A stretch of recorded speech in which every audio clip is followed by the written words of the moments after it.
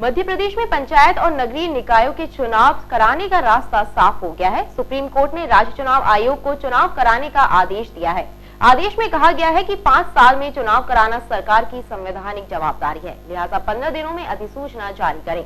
आदेश का स्वागत करते हुए राज्यसभा सांसद विवेक कृष्ण तन्खा ने कहा, समय रहते प्रदेश सरकार ने ओबीसी आरक्षण के लिए सही प्रयास नहीं किए। सुप्रीम कोर्ट ने ओबीसी आरक्षण के बिना ही पंचायत एवं नगरीय निकायों के चुनाव कराने का आदेश राज्य चुनाव आयोग को दिया है। साथ ही निर्देश दिए हैं कि 15 दिन के भीतर चुनाव अधिसूचना जारी की जाए। सुप्रीम कोर्ट के इस आदेश का स्वागत करते हुए राज्यसभा सांसद विवेक कृष्ण तन्खा ने कहा कि प्रदेश सरकार के गलत ऑर्डिनेंस के कारण यह स्थिति बनी और ओबीसी का आरक्षण रुक गया। देश संविधान के हिसाब से चलता है, बीजेपी के हिसाब से नहीं। स्टेट गवर्नमेंट में 15 साल से एक ओबीसी क्लास का मुख्यमंत्री है और उस मुख्यमंत्री ने इस 15 साल में जो सुप्रीम कोर्ट ने ट्रिपल टेस्ट 2010 में बोला था और फिर 2017 में भी रिपीट किया था और बार बार सुप्रीम कोर्ट बोल रहा था कि ये ट्रिपल टेस्ट के माध्यम से ही लिस्ट बनेगी।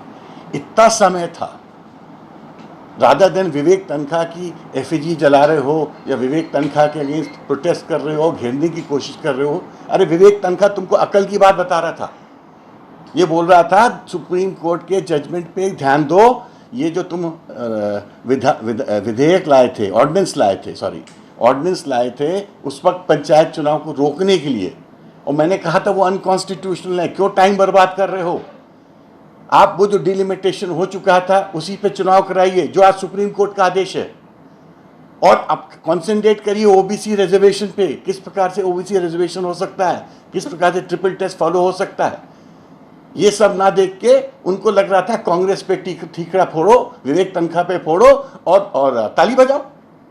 तो लाओ बजाओ ताली, अब पता चलेगा तुम्हें कि तुमने कितनी बड़ी गलती की अपने लोगों के साथ। मैं तो इसको विश्वासघात समझता हूं अपने लोगों के साथ। तो मेरे को तो बड़ा अफसोस है कि हमारे ओबीसी भाइयों के लिए अब उनको भाई बहनों को रुकना पड़ेगा, और आप सोचते हो कि आप अपने मन से कुछ भी कर सकते हो।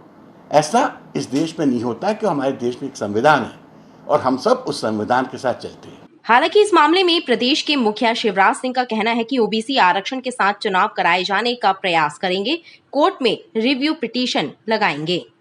अभी माननीय सर्वोच्च न्यायालय का फैसला आया है, विस्तृत अध्ययन हमने अभी नहीं किया है, लेकिन ओबीसी आरक्षण के साथ ही पंचायत के चुनाव हो, इसके लिए रिव्यू पिटीशन हम दायर करेंगे और पुनः आग्रह करेंगे कि स्थानीय निकायों के चुनाव ओबीसी के आरक्षण के साथ हो।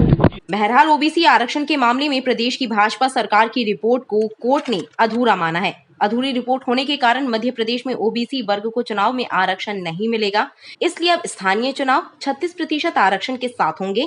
इसमें 20% एसटी और 16% एससी का आरक्षण रहेगा, जबकि शिवराज सरकार ने 27% ओबीसी आरक्षण के साथ कराने की बात कही थी, इसलिए चुनाव अटके हुए थे।